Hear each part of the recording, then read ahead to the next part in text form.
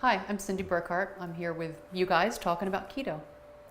I had developed a skin issue and I really didn't know how. I had never had anything like that before, just kind of like a skin rash. And I wasn't sure if it was from just out and about, being at the gym, maybe picked up, something at the water fountain, or if maybe there was something going on internally and I needed to do some kind of like a reset, maybe for an allergy or something. So that was really my interest in trying to switch up my diet in a very different kind of way. So before I started the keto diet, I tried a lot of my own home remedies in terms of different types of diets. I tried eliminating a lot of foods that are known allergens, and then other things I did beyond that because that really wasn't helping. I tried different creams and lotions. I did go to a couple different doctors who prescribed things that didn't really work. In fact, one of them sent me horribly in the wrong direction and it got actually worse. So once I realized that I was kind of on my own because doctors weren't prescribing things that were helping me and everything I'd done up to that point wasn't working, that's when this diet became a little more interesting to me because it was so different than anything else that I'd done. I found out about your effort with the ketogenic diet through something that was posted on Facebook, but I had also been looking into different types of diets that I guess reset is the word that I keep going back to, could help really change up your body quite differently, and that was one that kept coming up. Paleo comes up and vegan comes up and a lot of different things that would eliminate anything that seemed like it had a lot of sugar or allergic type foods, and so it kind of fit that profile of almost an elimination cleanse detox kind of a feeling, if that's the right way to say it, and so I thought that would be a way to at least investigate for what I was looking to do. I was eating pretty clean before the ketogenic, so in terms of other diets that I had tried, I was in a pretty good place in terms of eliminating the typical allergens of corn, soy, and dairy and things like that.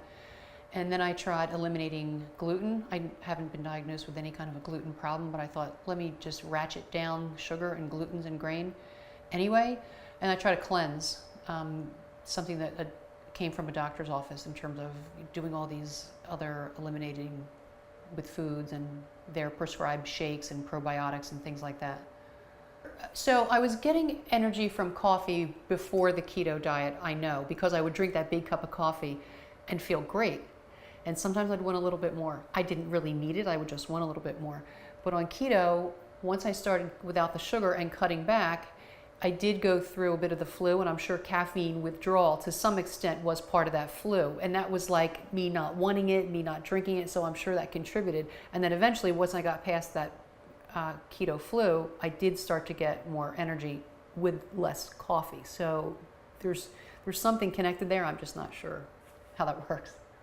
So when I started with Keto Activate, I think the commitment to the keto diet really got a lot stronger because I knew that I had the product, I had a certain amount of time when I was taking it, and I was committing for this certain amount of weeks that I was going to be on this program. So I think the Keto Activate and knowing that I was going to be taking it and how I was going to try it in different ways kind of made it fun.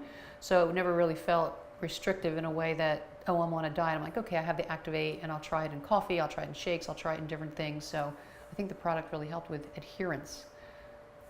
I found when I took the Keto Activate in the morning, I was full and fuller longer. I didn't need to eat lunch until a lot later than I normally would. So my life now, after trying the ketogenic diet and the Keto Activate, feels lighter and easier, meaning I don't feel as beholden to food. I certainly like to eat. And don't touch my steak.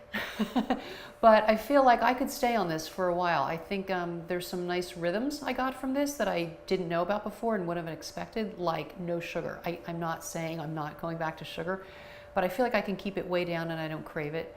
And the same thing with the carbs. I haven't had grains in weeks and weeks and weeks, and I oddly don't miss them. And I can feel my weight has changed a little bit, or at least my clothes are a lot looser.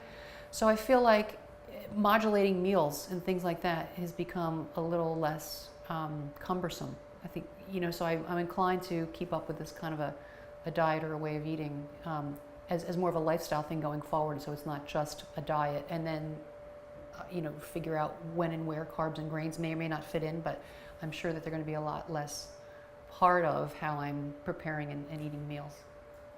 If I was to recommend Keto Activate to a friend or a family member, I would say make sure you're ready to commit to something, because that's part of the whole effort, is doing it so that it's going to work. So I would say make sure that you're prepared for how every phase of the diet's going to go, from when you first get started to how you move through it, and kind of know why you're going to do it, because I think that takes it away from being a fad diet to try it, and it becomes something you can actually acclimate to and enjoy. So I'd say just know what you're getting into and then commit to it and just see what happens.